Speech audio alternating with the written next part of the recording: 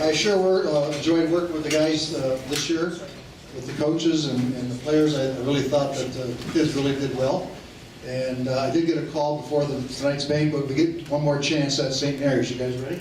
Yeah. But you know, when you look at an MVP, it's always a difficult task. And every team that I ever coached, and Paul's ever coached, and you've been involved with, sometimes it's receivers, defensive backs, offensive line, defensive line. I've coached defense for a lot of years, and I think the mentality of your football team. Football is a very physical game. It's a violent game. You watch it on TV, the CFL, this Grey Cup on the weekend here. It's a physical game. You got to play with passion and emotion. And this young man plays like that. He's a very physical player. This player is extremely smart. If you guys know, on defense, we do have a lot of signals for our players to communicate with the rest of the team, and we have to give them signals. That means MAC, that means will. That means I'm mowing the grass, but MOW means the MAC and will linebacker are blitzing, and there's a lot of other things. So the kid's got to be able to put two and two together, so he's a pretty smart kid. Tenacious.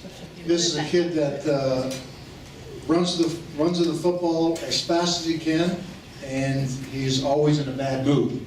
And that's what you want on defense.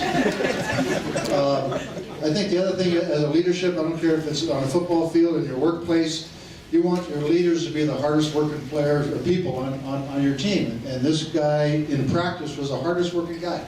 So it's easy to coach people like that. When your best players work their butt off in practice and they become leaders by example.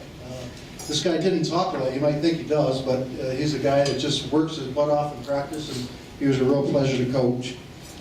He got hurt a couple times during the season. He had Venus coming to practice, and I guess he didn't miss one game, but he ended up playing in the important games.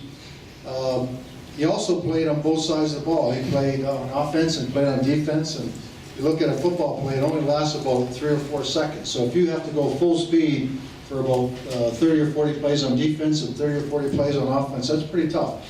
And this kid did it with a passion. Pleasure to coach. I think that's when you look at an MVP, most valuable player on a football team or any team, as a coach, you want to be able to go to practice and this kid's going to listen to you. And I really appreciated that. And maybe last but not least is when you build a football team, sometimes you like to build around one player, and there's no question that if I was going to build a football team for Bonus, I'd pick this young man. So the MVP for this year is, where's Jake? Jakub, come on up.